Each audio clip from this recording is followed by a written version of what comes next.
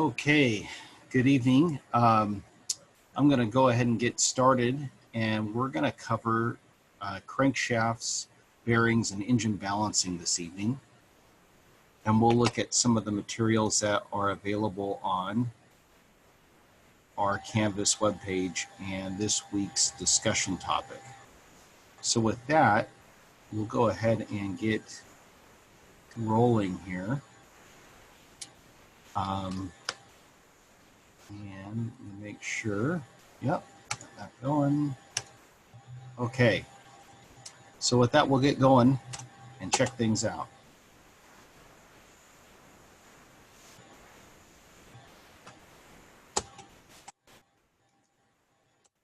All right, so a little bit of review just to get us started is the crankshaft assembly, right? It's the center point of our engine. It transmits the power from the pistons and the connecting rods to the wheels ultimately, and you know, it's the heart of where everything's at, right? Rotation of the crankshaft drives the flywheel, finally drives the wheels. Pretty darn important piece of the engine. And so our job as engine builders and machinists is to make sure that this thing is straight and true, properly balanced, properly supported on bearings as we move forward on our engine build. With that, I just have some backup things like converts the up and down motion to rotary motion. Of course, the crankshaft itself, the offset of the journals or the throws, that's what actually sets the stroke of the engine, right? It's this distance between here to here that actually controls what is the stroke, because if we take that and we rotate it around, our total stroke is going to be double this offset. Here we have a reluctor ring, which you'd see on several modern engines that for the crankshaft position sensor. Of course, that has to match. I've seen several builds not start properly because the builder changed crankshafts in the process and didn't get the right reluctor ring installed, or they had no reluctor ring when they needed one. As it says here, crankshafts can be cast, forged, or machined out of billet, right? That's the high-end stuff. So many different types and materials. When we look at the parts and pieces of the crankshaft, of course, we have our main journals, right? Those main journals are the flat areas that are ground to match up with your main bearings. They support the crankshaft. And of course, that crank's held in place by its main bearing caps and saddles. And it's really important to make sure that you properly tap down the caps into the bearing register before you tighten them down, right? And as I said before, the throw determines the crankshaft, it determines the stroke in the engine. All right, moving right along. Well, our main bearing journals then, not only is their size critical, right? And we spent quite a bit of time of measuring those with micrometers, polishing the journals, but of course their surface finish should be smooth and nick-free. You should not be able to catch anything here with your fingernail. If you took the head of a penny and scratched it back and forth on the journal, none of that copper from the penny should be removed and stuck to the journal. So the size is critical, the surface finish is critical, and of course when it comes to size, it's not just does it fit, but that size, that oil clearance ultimately helps determine our oil pressure inside our engine. So if we have more and more clearance, that's going to lower our oil pressure more and more, because oil goes from the main galleries and feeds directly to the main bearings of the crankshaft. The oil then flows from the main bearings of the crankshaft, then it flows through the crankshaft to get to the rod bearings. And then all the oil that's thrown off of this assembly is what lubricates your camshaft and your piston rings and to piston the cylinder walls and everything else. So critical for size and surface finish.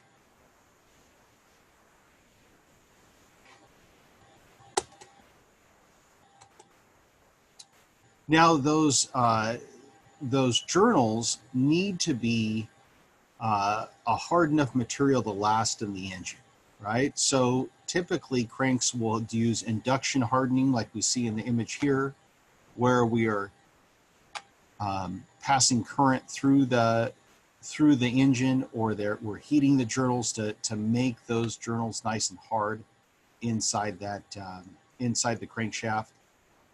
They could also be nitrided if you're doing any crankshaft grinding work or crank straightening and repair and re-welding. And you know, the hardness of the journals is something that needs to be addressed to make sure that when you're done, the journals are sufficiently hardened to the point where they'll have a good long wear life in the engine. And that's why crank grinding, and especially crankshaft repair, if you're doing crack repair or straightening, becomes a very precision specialty type of job.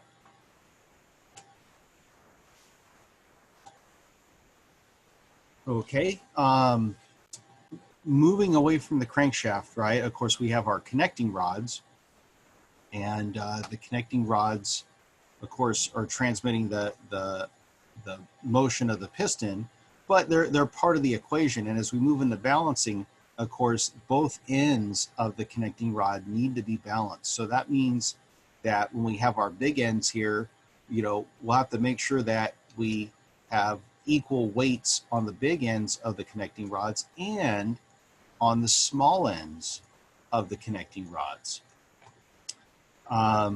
So I have big ends should have equal weight, so should small ends.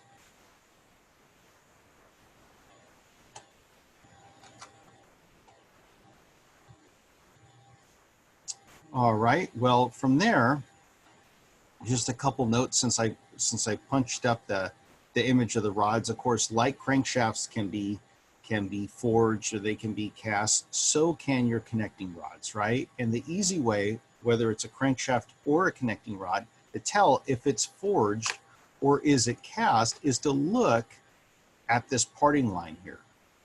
The forged rods will have a larger, wider parting line than the cast rods. They'll have that narrow parting line. So that's an easy way to tell the difference between the two. Now, other types, if you're doing real high horsepower stuff like top fuel drag racing stuff, aluminum rods like this one right here are often used. Now, why would those be used? Well, that aluminum gives you some shock absorption or cushion between the pistons and the crankshaft. And these are replaced every so many runs. So that's a kind of like a replaceable wear item in a top fuel drag car, right? That engine's torn down in between each run. Something that's really popular today is our powdered metal rods. A lot of your OEMs are using this design. It allows it to be cheap to produce, but more dense than a regular casting, saving weight and giving you decent strength in an OEM type of application.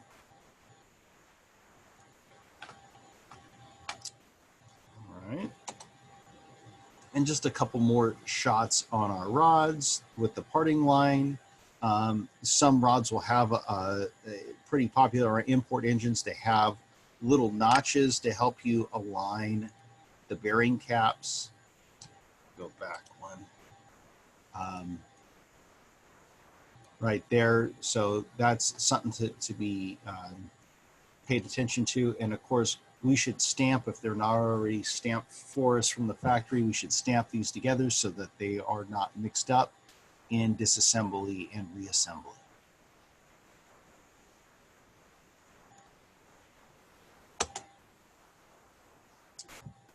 All right, our powdered metal rods, oftentimes they are also a fractured rod, which we've talked about before in class, but it's always good to hit this concept home one more time.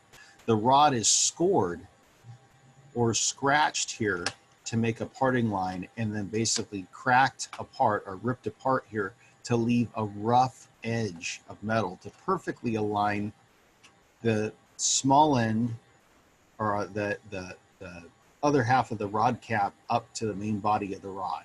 If we flip these around and tighten it together, or we mix and match caps, we will ruin the assembly. So it's super important that we keep those fractured rods organized and we don't mix up our parts.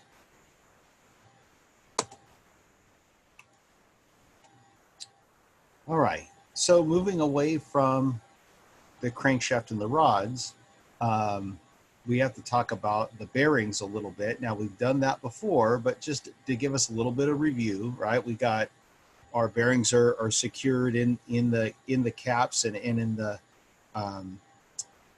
main bearing saddles of the engine, or in the big end of the rod. And of course, these bearings use different materials in them, right? Tri-metal or tri-metal bearings are pretty popular, where we'll have a softer outer metal.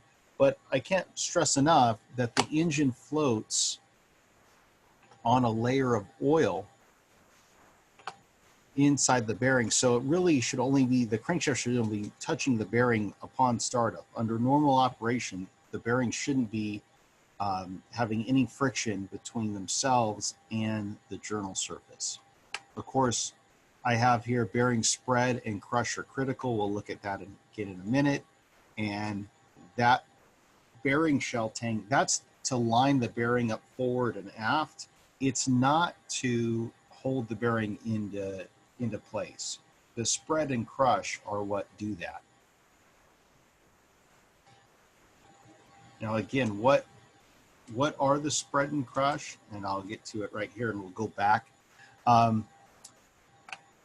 Well, the spread is that when I press the bearing in to the cap or into the block, it's a little wider. Let's try to redraw that a little bit better. It's a little wider than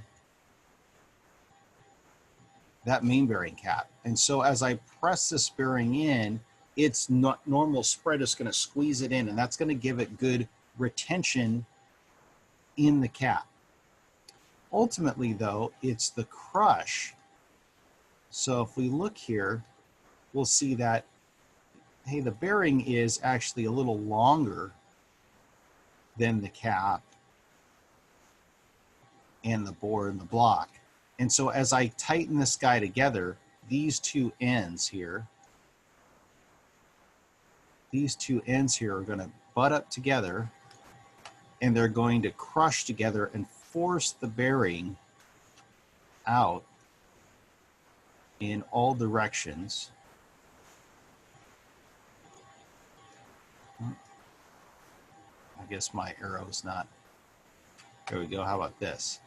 Force it out in all directions, holding that bearing in place, right? So that spread snaps the bearing into place, but it's the crush that squeezes the bearing tightly against the housing bore that makes sure that the bearing doesn't spin in operation.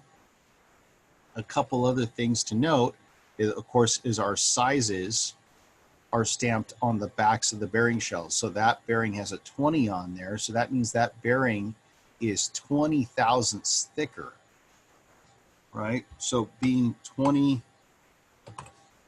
thousandths thicker means that's an oversized bearing to make up for a crankshaft that's been ground undersized, right? And typically bearings will come in sizes that might be 1 to 2 thousandths larger, and then they'll go 10, 20, 30 thousandths of oversize.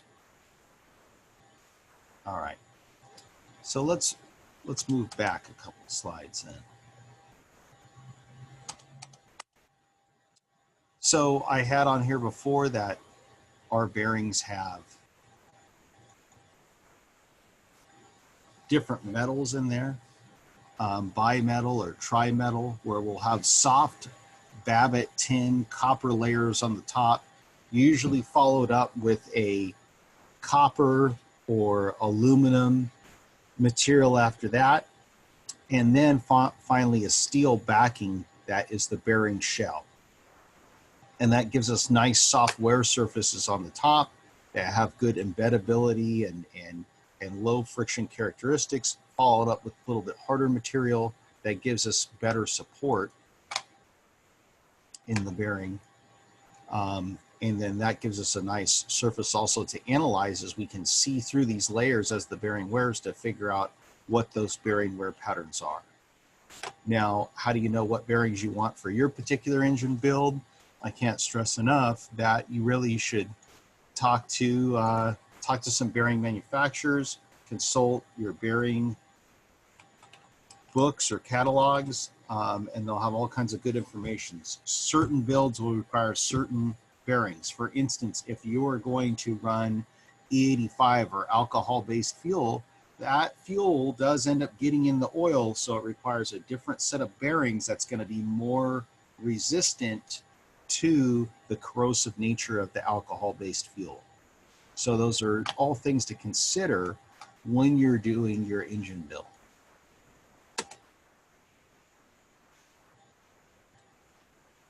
Okay, last but certainly not least is our thrust bearing, right? So one main bearing in our engine has to control the forward and rearward movement of the crankshaft, and that's your main thrust bearing. Now that bearing could be kind of a one-piece design like you see right here, right, where it's got those ears on it, or it can be a multi-piece design where we have different wedges that go on the side of the bearing to control the end play of the engine, right? So it can be multi-piece or it can be a single piece design. When you're doing your engine build, your engine assembly, one of the things you need to check is your end play adjustment. You need to check that crankshaft end play.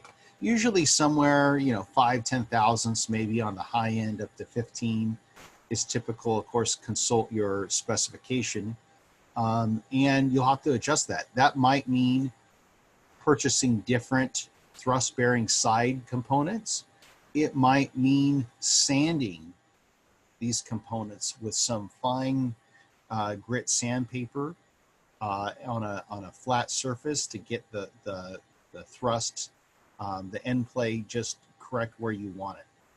Now, I think we've talked about this before, but I always like to point this out on this end play. This bearing usually doesn't have a lot of wear in an automatic transmission vehicle. You just have the normal forward and rearward movement of the crankshaft as you accelerate and decelerate the crankshaft. But on a manual transmission vehicle, when you step on that clutch, of course, you're pushing the crankshaft all the way down in to the, you're pushing that crankshaft forward every time you step on the clutch, and that puts a lot of wear on there. You couple that with most manual transmission cars make you push on the clutch as you crank over the engine. You're basically rubbing on this bearing every time you start up your car, and there's no oil pressure there at that moment. Oftentimes I see excessive end play, 20 thousandths or more, and when we tear apart the engine, and what we find is the owner of the vehicle had a high performance clutch, a stage 2, stage 3, one of those clutches where it took both legs to press down on the clutch to depress it.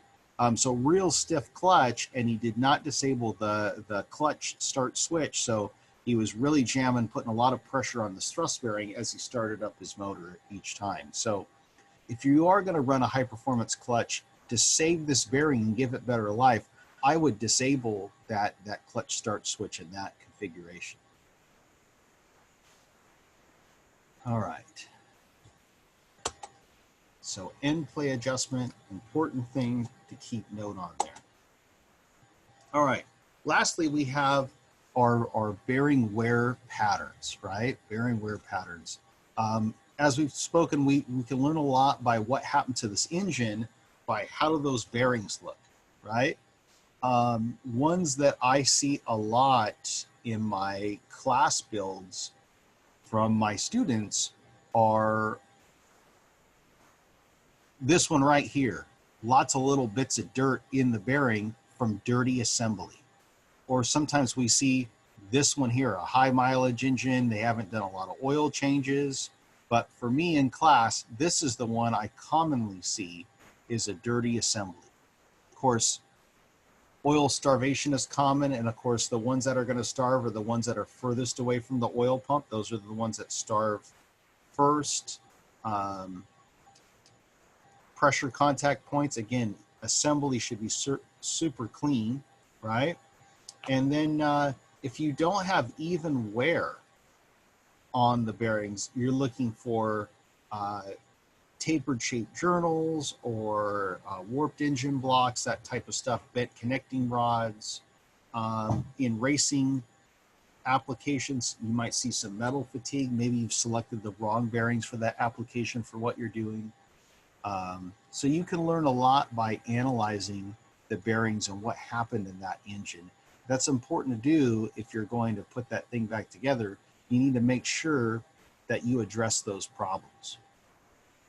If you just put it together with the same bearings that it had before, and that was the issue that you had, well, you need to address that, right? Maybe you have too much oil clearance, or you're asking too much of those bearings, and you need to change up your setup to handle what you're asking that engine to do. Again, if you have something like this, well, tighten down that clearance. Now, when it comes to clearance, what's something that's normal? What would be a typical amount of clearance? Well, a good kind of rule of thumb would be 1/1000th per inch of journal diameter. So let's say that my bearing diameter is, the journal diameter of my main bearing is 2.5 inches. Well, I'd expect somewhere between 2 to 3/1000ths of oil clearance in there in a typical, build for an older vehicle that tends to run a little bit more on the big side as far as clearances. That's kind of what kind of gets you in the ballpark. Of course, newer engines that are running, 5W20 oil viscosities or 0W20 oil viscosities, they're going to have tighter clearances than that. But it kind of gets you in the ballpark there. If your specs don't line up with these rules, well, then you want to ask yourself why, right? It makes sense if it's a newer engine running thinner oils. If it's an older engine, I would double check the specifications and make sure that you do have the right ones and you don't have a misprinted manual. All right, so moving back to the crankshaft and into balancing. The counterweights on the crankshaft, pretty darn important here. And we're going to use those counterweights to balance out the piston material, right? But there's a couple of different things on that. One thing you might see on a V6 engine would be this guy right here, the splayed crankshaft, where instead of having both connecting rods share the same journal, we have the journals offset. Now, why would they do that? Well, a 90-degree V6 engine is a naturally unbalanced engine. It just, the natural harmonics that are created make the engine run pretty darn rough. So one of the ways to combat that is to splay the crank journals, and that allows them to fire at different times and smooth out that engine. Now, the counterweights, even on an unsplayed crankshaft, something more traditional like this guy over here, how do we balance these out to our rotating and reciprocating assemblies? Well, we either add weight or we subtract weight. And so if I look here, I see one big drill hole and another drill mark there where we've removed weight from this crankshaft to get the counterweight to balance out the reciprocating weight in that engine. And that's what we're going to get into now.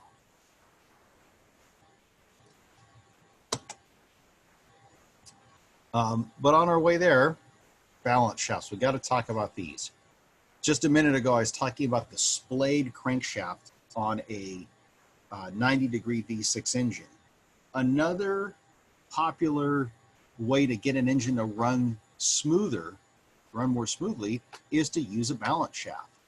Okay, so here we have this shaft. It's sitting right above the camshaft in this little V6 engine, and it's got these weights on it, and it spins in the engine. And all it's there to do is to counteract those natural engine oscillations inside there. So when the parts of the engine are moving up, it's got its balance weight moving down, and it smooths out that engine quite a bit. If you look at, say, a classic V6 like your Buick 3.8 liters, you know, in the 70s and early 80s, those engines did not have a balance shaft. In the later 80s, I want to say 88 or 89, they put the balance shaft in. Those engines run noticeably smoother with that balance shaft in there. However, that balance shaft is just extra mass that your engine is having to spin up inside there. So from a performance standpoint, a lot of times racers will take those out of there and just deal with the extra vibration. But it's not uncommon to see a balance shaft like this in a V6 engine or even an inline 4-cylinder engine that's in there to try to get that engine to run smoother. Why in an inline 4-cylinder? Well, you only have, you know, 4 pistons, 4 cylinders, so 4 power pulsations going on that crankshaft for every 720 degrees. 4 cylinders by their nature are going to be a little bit rougher running than, let's say, a V8 or a V12, right? So to make that engine run nice and smooth, put a balance shaft in there. So that's one thing to pay attention to in your build, right? And these balance shafts then, they have to be timed properly on assembly. Otherwise, you're going to have an unbalanced engine instead of a properly balanced engine. Okay, so our crankshaft, it can either be an internally balanced crankshaft or it can be an externally balanced crankshaft. Well, what does that mean?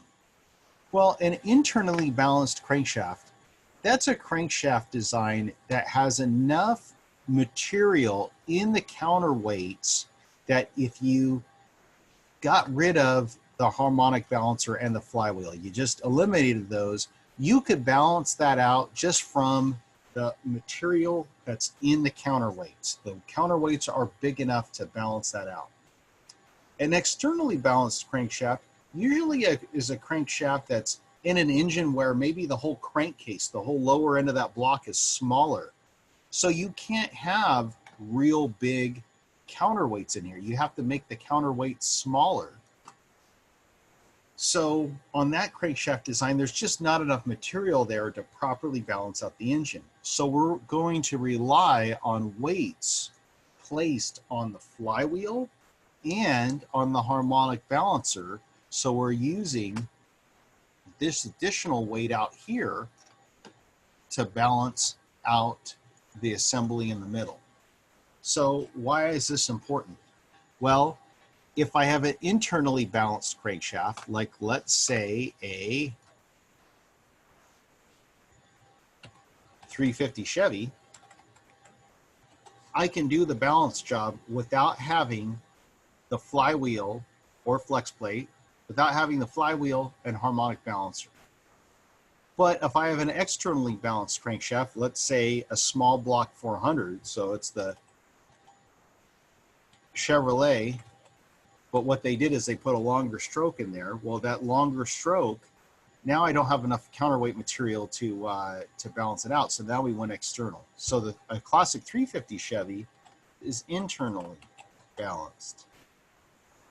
The small block 400 or a longer stroke, maybe you put in a long stroke, so you got a 383 Chevy that you're building, that's typically going to be external.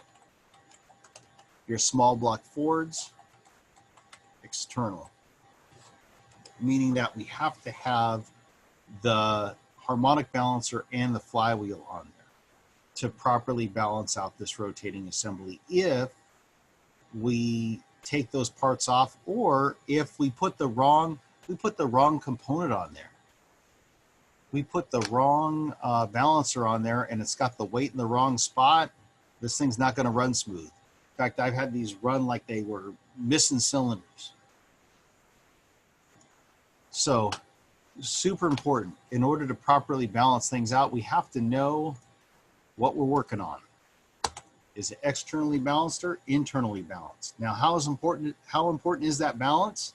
It's very important, especially if you're going up in the RPMs. This is right out of our textbook. You can see an imbalance of 1/4 ounce at a 4-inch radius, right? So here's the center of the crank, 4 inches from the center. Well, that 1/4 ounce becomes 7 pounds of imbalance at 2,000 RPM, right? 28 at 4, 63 at 6,000. Over 112 pounds of force, basically trying to rip the motor apart at 8,000 RPM. So as we go up in RPMs, the balance becomes more and more and more important. Tom, the owner of Scat Enterprises, they make crankshafts and rotating assemblies and all kinds of nice engine parts. His quote here is, not balancing your crankshaft, it's like herding ants, right? You just can't keep all the parts and pieces together. So you're going to lose power in that process, right? So the more RPM you have, the more you want this assembly balanced. If you're blueprinting an engine, a good balance job is a part of that blueprint.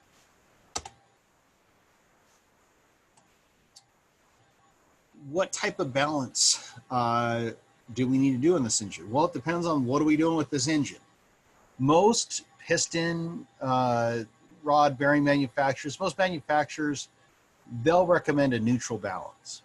However, if I'm building a stock car engine, right, a race engine that's going to spend its life at high RPM, like this Hendrick Motorsports unit right here, well, I might decide to overbalance that engine. What does that mean? Well, neutral balance, we're going to take 50% of the reciprocating weight to balance that out, meaning that the reciprocating weight, well, that's the weight of our pistons and our crankshaft assembly, that weight that's not crankshaft, but our piston, our ring, our wrist pin, a little bit of oil. That's the weight that's moving back and forth, right? That's that reciprocating weight. So we're going to take whatever this weight is of this part here, and we're going to take 50% of that, and that's what we're going to set up on our counterweight. Well, if we're overbalancing, what we're going to do is we're going to balance out to 51%, figuring that we're pushing harder on these pistons. So we need a little bit more balance weight. Hey, you. I'm yeah, in here. the background the whole time. Yeah. Hey, here's my daughter here. She likes engines, huh? No, she doesn't. Yeah. Get out of here, you goof. Anyways, if you have an engine that's going to live at high RPM, you might want to overbalance it. Now, what's really interesting is the Formula One guys, they go back to a neutral balance. In fact, I want to say they underbalance stuff because they said at 18,000 RPM, then it goes back the other direction. For most builds that we would do in class or that would drive on the street and occasionally on the racetrack, and most of our builds, we're going to go 50% of the reciprocating weight.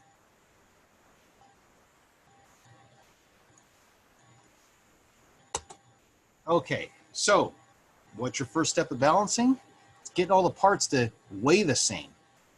So all these parts get weighed and they get recorded on a balance card.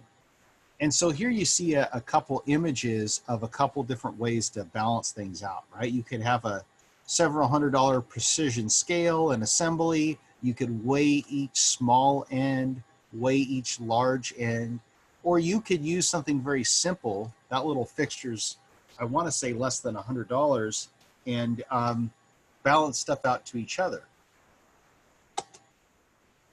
Well, what do you do with that? What are you trying to do? And this is what makes it take so much time.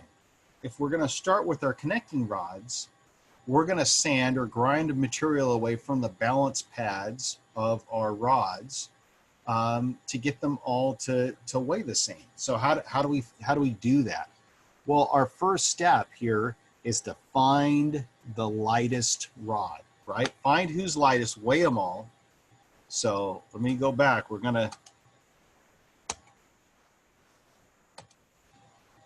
go back, we weigh everything, and this is why, you know, having the nice scale is definitely a good way to go, because we're gonna weigh everything. We're gonna figure out which one is the lightest. How many grams is it? We're gonna find the lightest, and then we're gonna make everything match the lightest, right? So we're gonna do that for the big end. Then we're gonna do that for the small end. Find the lightest, make everything match the lightest. And when we're all done, we should have a set of rods that now all weigh the same on both the big ends and the small ends. And getting that to happen sometimes can be a considerable amount of work of carefully sanding each one, removing material, not removing too much material. The small end gets a little tricky because you don't have a balance pad. There's less material there to work with. But basically, you know, taking step of getting all the rods, both ends of the rods, to weigh the same. And then you're going to record what that weight is. From there, you're going to do the same thing to the pistons by either drilling material from the pin boss, like he's doing right here. I like to chuck it up in a lathe and cut it, because what you end up with is the balance pads, which are right here on the bottom of the wrist pin boss area. You end up with a kind of a nicer look, right? Because it's uniform. You're removing equal weight from both sides of the piston. But basically, you're going to find what piston is the lightest and make sure that all those pistons match. So again, time consuming. I will say that safety wise, it's probably a little safer to do it in the drill press. I've had students use the lathe and had pistons fly out and get destroyed. But either method works. But you have to get all the rods to match each other on both the big end and the small end, and then all the pistons to match each other on the big end and the small end. Okay, once you do that, then you start calculating your bob weight. So if I look through here, you can see I have a whole bunch of numbers on here. The big end of the rod, 458 grams, right? It says insert. What is that? Well, that's my bearings, right? What's the piston weigh? Well, wait a minute, not just the pistons, but it's the wrist pin, the locks if it uses them. What do the rings weigh? What's the small end of the rod, right? So here is our reciprocating weight, right? One piston assembly reciprocating weight is 757.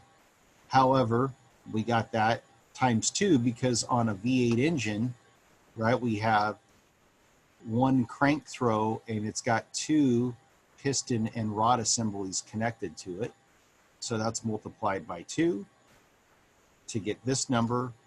But it's cut to 50% because we're doing a normal balance job. We're not doing an overbalance or an underbalance. So we're going at 50%, which brings us back to 757. So we had to have all those components weigh the same, and we have to measure them. Now, a lot of times we'll add a couple of grams on here also for oil. This balance card doesn't have it, but there might be 1 or 2 grams for oil depending upon how big the piston is and how much oil we think is going to stick to it. We do see we got an oil allowance over here on this end. So we got the big end of the rod, we have the bearings, we add that together, we have that total. There's 2 rods, big ends of the rods on the same crank journal, so we multiply that by 2. We get our total number. We've added a little bit for oil, and then we end up with our rotating weight of 1,013. Well, what do we do then? Well, at that point, we can put this all together to make our bob weight. So our bob weight is going to be our reciprocating weight plus our rotating weight. That's on our bob weight. Well, why do we have to have a bob weight? Well, because we can't have the piston and rods flopping around on the balancer. We have to be able to spin the crankshaft up, and we have to simulate what the piston and rods and what that whole assembly would be.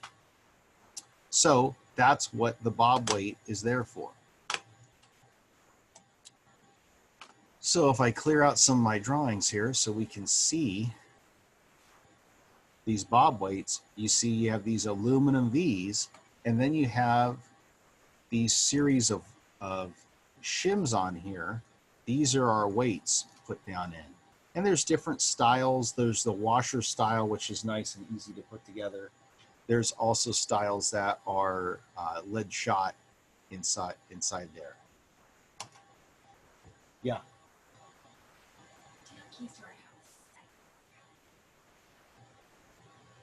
No. Nope. I don't think so. Nope. Go through the back door.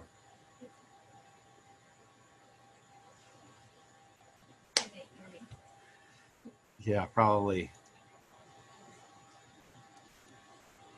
Oh gosh. Okay, so so different styles of bob weights. The newer machines will use this style. Instead of using lead shot, it has little washers in there, and we stack those together. We try to put an even number of washers on each side and center these guys up to make a nice bob weight on there and secure them to the crankshaft so we can spin up the crankshaft, and we're simulating 50% of the reciprocating weight and 100% of the rotating weight, right? So bob weights that simulate 100% rotating weight times 2 because 2 pistons, 50% of the reciprocating weight times 2 because there's 2 pistons on a V-type engine. Then we've got our bob weights put together, and we put our crankshaft on the machine, and we are now ready to balance out the crankshaft. Okay, so with that, our final step then is actually putting it on the balancer, spinning up the crankshaft, and you can see that this whole assembly, it's a little sketchy in that I certainly would not want to have my hand right here, that's supposed to be a hand, and touch those bob weights. They'll grab you and throw you in. So you have to be clear of the spinning crankshaft, but we're going to spin up the crankshaft. Now, the balancer, what it has in it is it's got a couple of sensors on each end of the machine. And these sensors sense the vibrations going on each end of the crankshaft. Now, I do have to input several different things into the machine. I have to tell the machine, well, what's the total weight of the crankshaft, and what's the weight on each end, and how long is the crankshaft.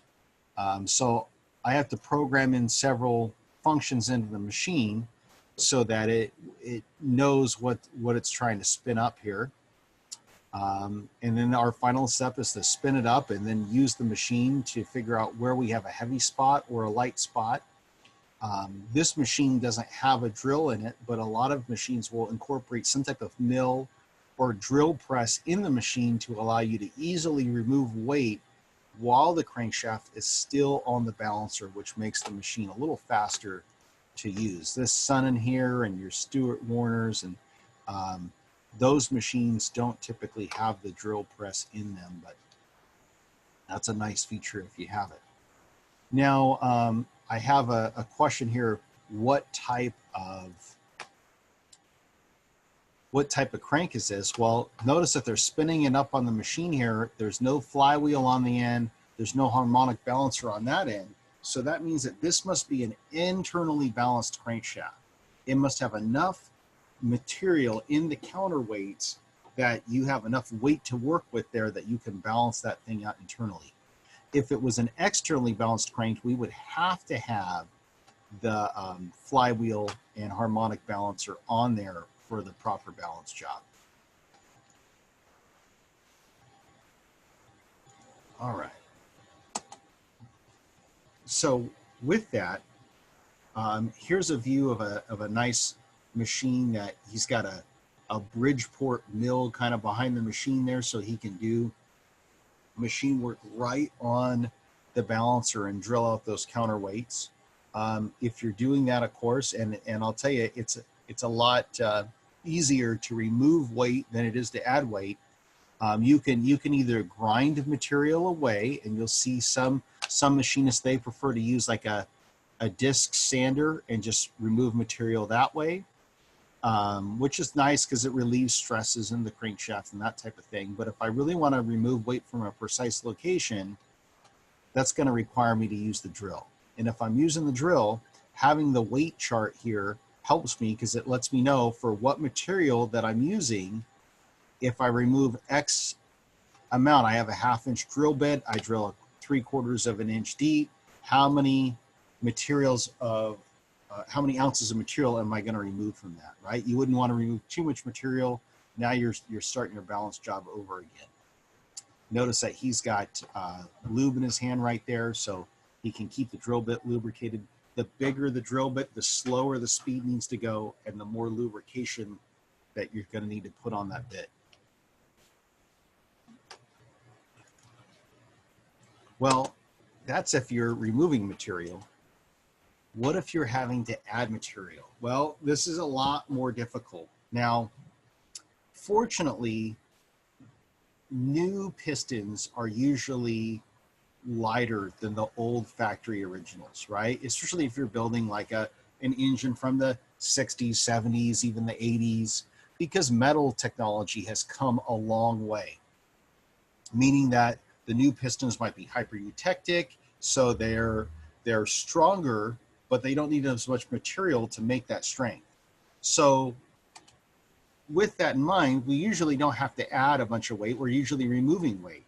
But if we do need to add weight, well, then that gets tricky. We could add weight by welding up on the crankshaft. We could, if there was already holes here drilled from a previous balance job, we could weld up those holes and fill that metal back in. That would be one option. You're going to be limited on how much weight you get out of that. If you need to add quite a bit of weight, well, that means you're going to have to use some Mallory or some heavy metal in your engine. Mallory metal is basically a tungsten steel, and what you would do is you would drill out the counterweight and you would then press in the Mallory into the crankshaft. Oftentimes what you also do with that is not only do you press it in place there, but then you'll stake it just to make sure that there's no way that Mallory's coming out of there. But it adds weight to the crankshaft. It basically weighs twice the amount of regular steel, so it allows you to add more weight to the counterweight in the same physical area, right? It allows you to press it at exactly where you need it. Again, pretty time-consuming process here to get this all right. If you're doing a high-performance engine build, you know, it's likely that you'll see Mallory pressed into the crank. The downside of this is one more area now to develop a crack in that crankshaft later down the road.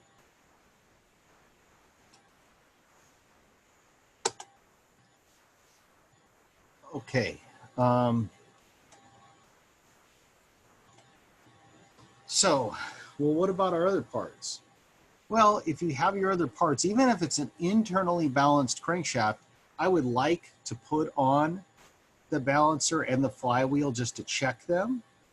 And of course, if it's an externally balanced crank, it's a necessity, right? You need to have those pieces on there to properly balance out the engine.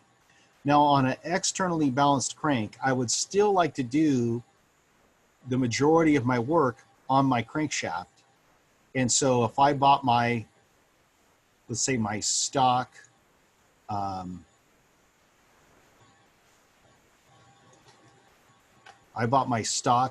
flywheel, and it had that weight on there, and my stock balancer that's been drilled right there, I would want to put those on there, and I don't want to have to take material or add material from these if these parts are in good order, right? If they're new parts like in the image here, I don't want to work on those parts. I want to work directly on the crankshaft. That way, just in case later down the road I have to change the balancer, I won't throw off the balance of this engine, right? So if I buy that stock balancer for my Ford 302 engine and later on I end up replacing it, as long as the parts I bought were balanced from the factory correctly, I should be able to exchange those parts and still maintain my engine's balance. If I end up having to put this part on the balancer and let's say drill another hole right here, well, what that means is if I ever change this balancer, I am then going to throw off the balance of that engine. So again, I rather work on the crankshaft than the other parts.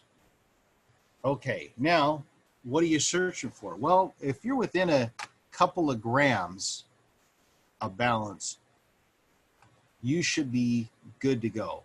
Now, the balance manufacturers, the machine manufacturers will typically talk in ounce inches.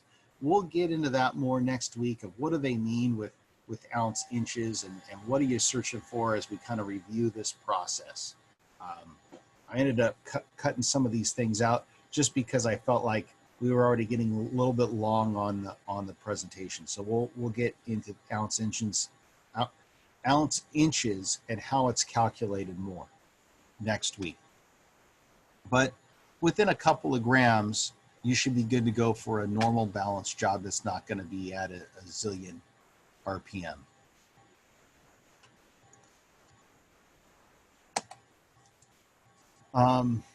Now I have a couple of kind of review things about the flywheel and flex plate and ring gear and harmonic balancer, because I had slides of those, right? The flywheel is that heavy metal disc that the engine rotates, right? The ring gear on it gives it some gear teeth for our starter to mesh with. It either should be balanced individually or as part of the assembly on an internally balanced crank versus an externally balanced crank, right? Same thing with the flex plate. If I have an automatic transmission vehicle, I'm not going to have a flywheel. I'm going to have a flex plate, right? That my torque converter bolts to. And again, that needs to be on there and it should be part of my balance job. Well, what about my harmonic balancer? It too is part of that equation, right? It's on the front of the engine. It reduces vibrations from the engine. It's going to have multiple elements, right? You have your inner element here, and then your rubber ring, and then your outer element. Again, these need to be balanced out. You can see some drill holes on this one right here. Fairly common failure on high mileage engines. These things are known to slip and create problems. Well, why is that? Well, here's another shot of it, and they call it a fluid dissipator, right? The rubber ring that I was talking about here a minute ago, though. This rubber ring, which is bonded or vulcanized to the inner and outer pieces, well, over time that rubber will break down or its bonding will give away, and the inner piece will slip from the outer piece, and now your harmonic balancer is no longer within balance. So what are common problems with that? What does that actually do? On the previous slide, I said, what are the failure symptoms if that balancer slips? Well, one thing you'll notice, and as a smog check technician, I was required to check the ignition timing on every car. Well, the timing would be way off because the timing marks on here are no longer where they're supposed to be. This thing might have slipped 20, 30 degrees, and now you'll go to check the timing. The engine runs okay, but it shows that the timing's off by 40 degrees. So timing marks aren't going to line up. Okay, well, would that affect the way the engine runs? No, but it would fail smog check. You'd have to do a static time on it. But if it's an externally balanced engine and I have these drill marks in here, right? If I have these drill marks and now this whole thing is slipped, well, now what I'm going to have is I'm going to have a vibration.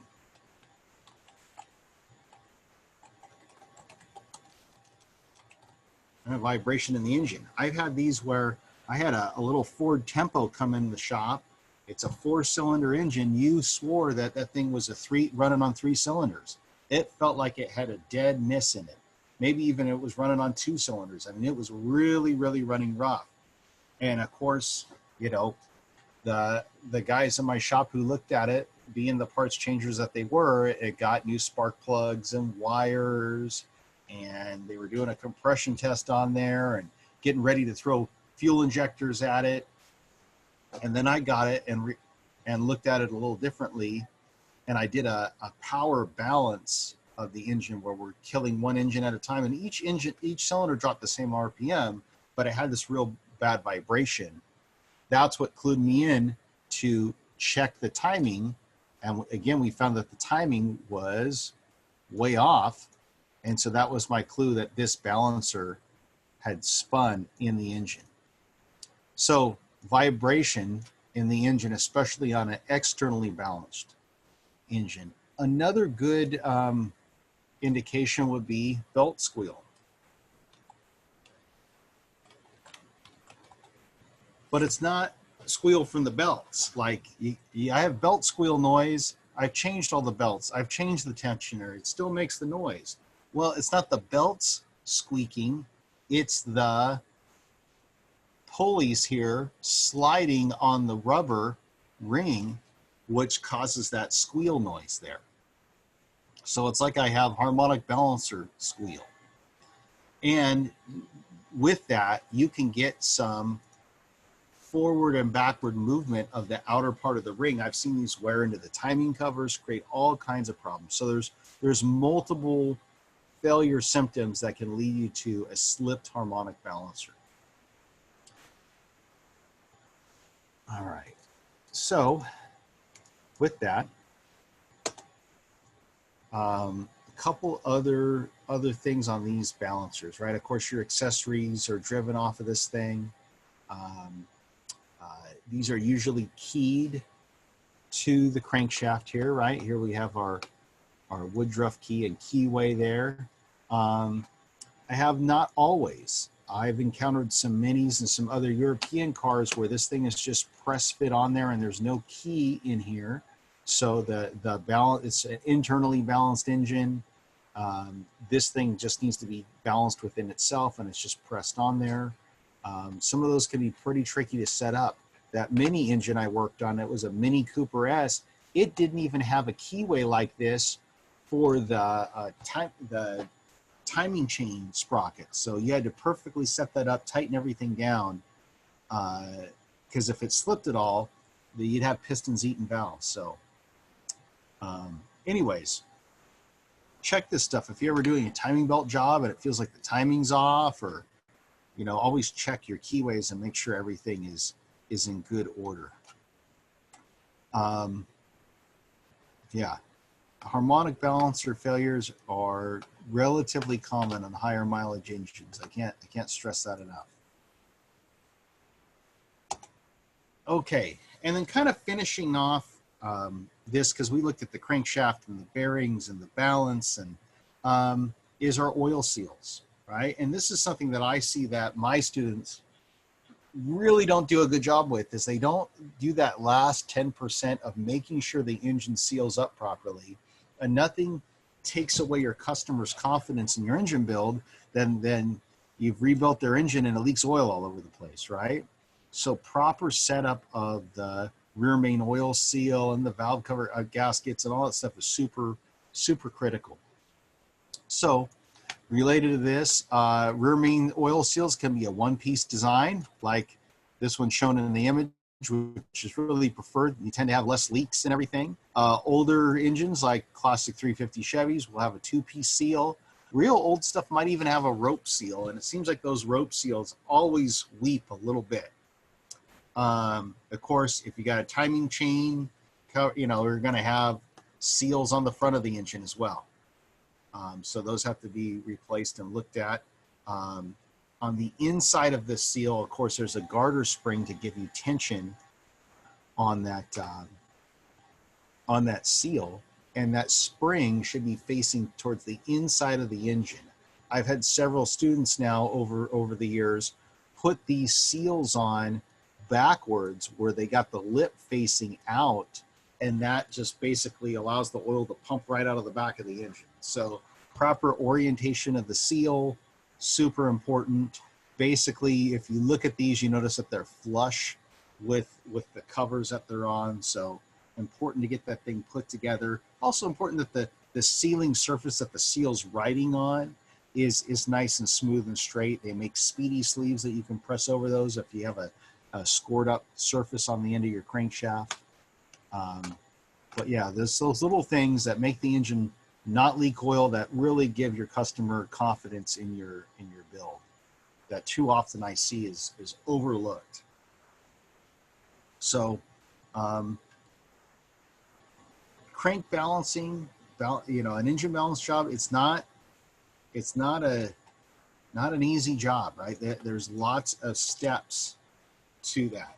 In the normal class semester, it takes several class periods, usually 3 or 4 class periods, and that's if you're working very productively to get your balance job done, because you spend multiple periods just getting all your parts to balance out to each other. Okay. That being said, man, it sure is nice. It makes the engine run so much smoother. Have I put together engines and had them not be balanced? Yes, and they run pretty good. But man, a smoother engine just, I don't know, it just feels smoother, and we know that a smoother engine is going to make more power, especially at higher RPM. Now, for this presentation, we mostly focused on our V-type engines, but keep in mind, if we have an inline engine, right, or we have a horizontally opposed engine, well, with those engines, we don't necessarily have to put the crankshaft up on a balancer. Like if I have an inline engine, well, all I really need to do, because I don't have opposing forces at this V angle, all I really need to do is to get my piston and rod assemblies. I just have to get all those guys to balance out to each other. So if I go back here to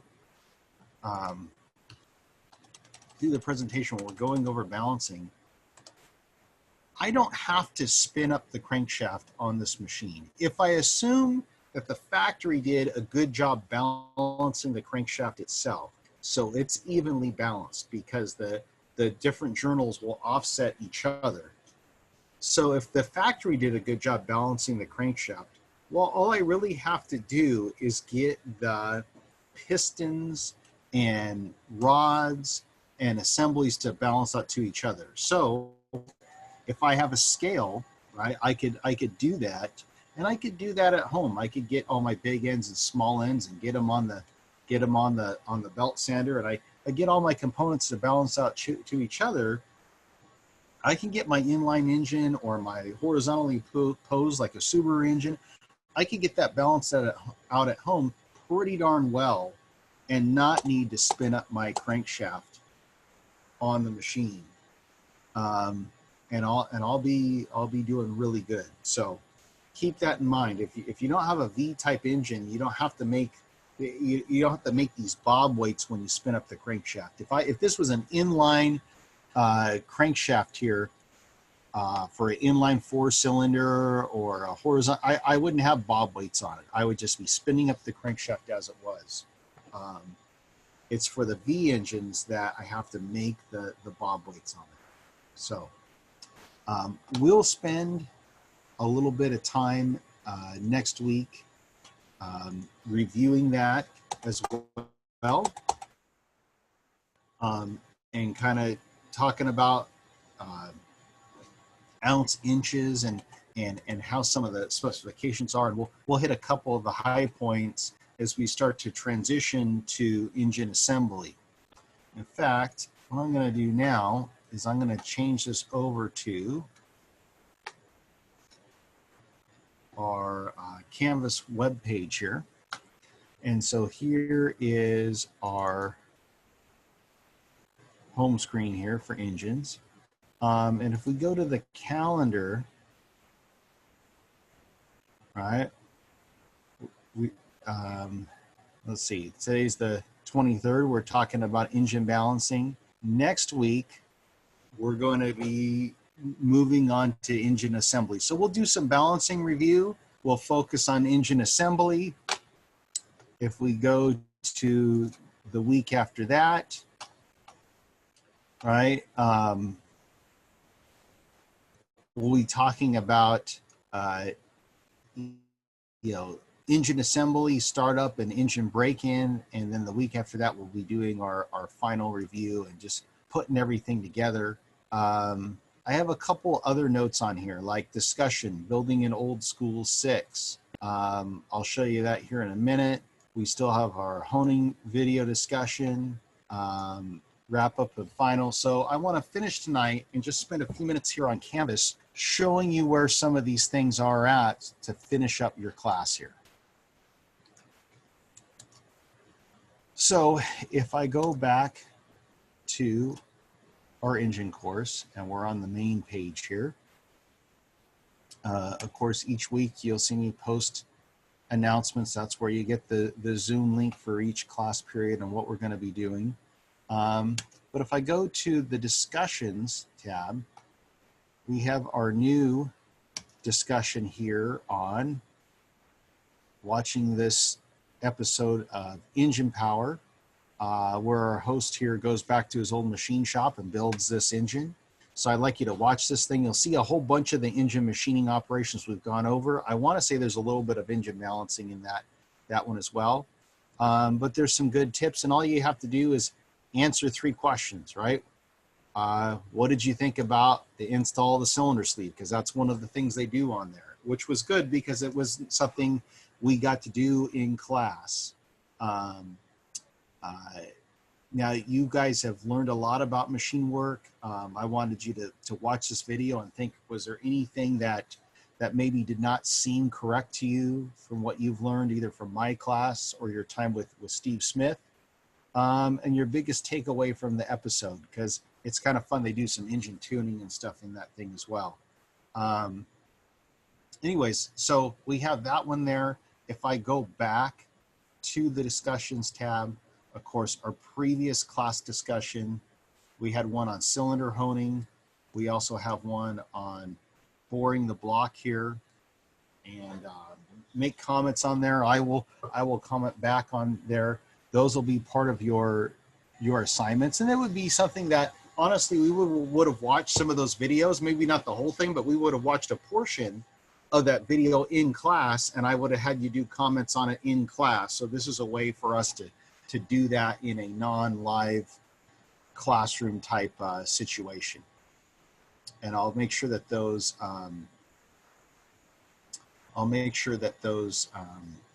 discussions are added on to the assignments tabs. Now, as far as your other parts of your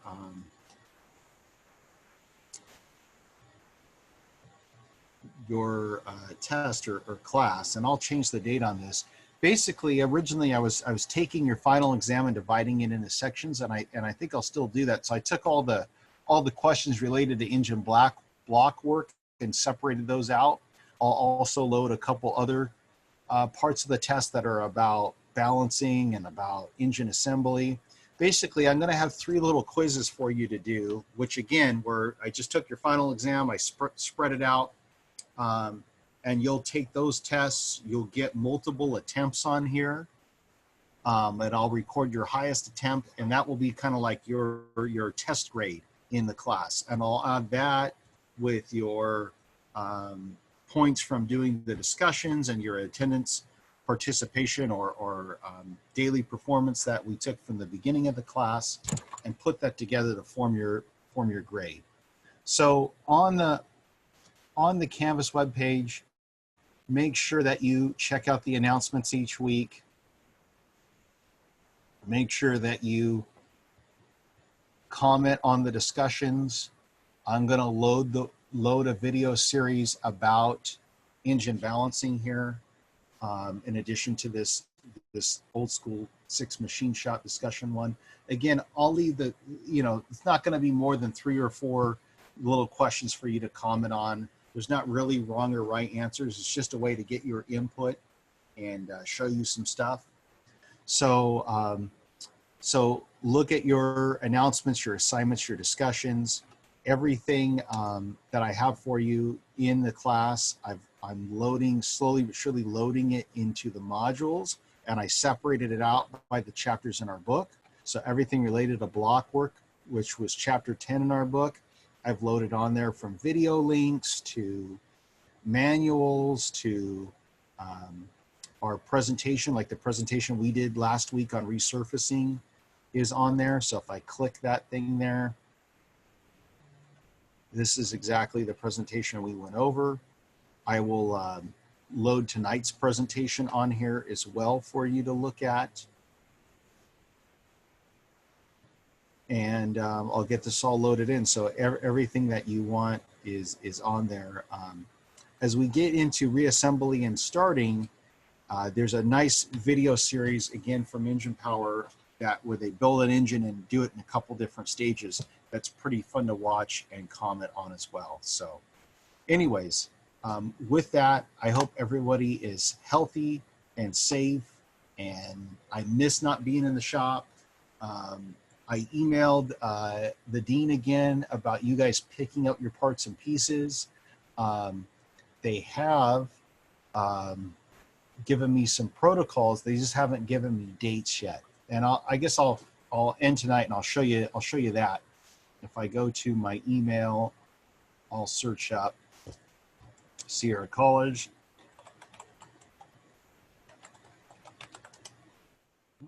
Too many L's in there.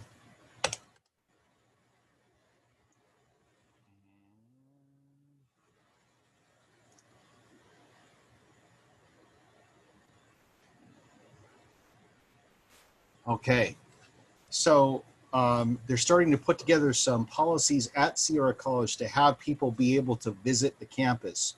So next Monday, myself and Jennifer will be visiting the campus, and we have to fill this out. So you have to, of course, answer no to these questions before they let you on campus.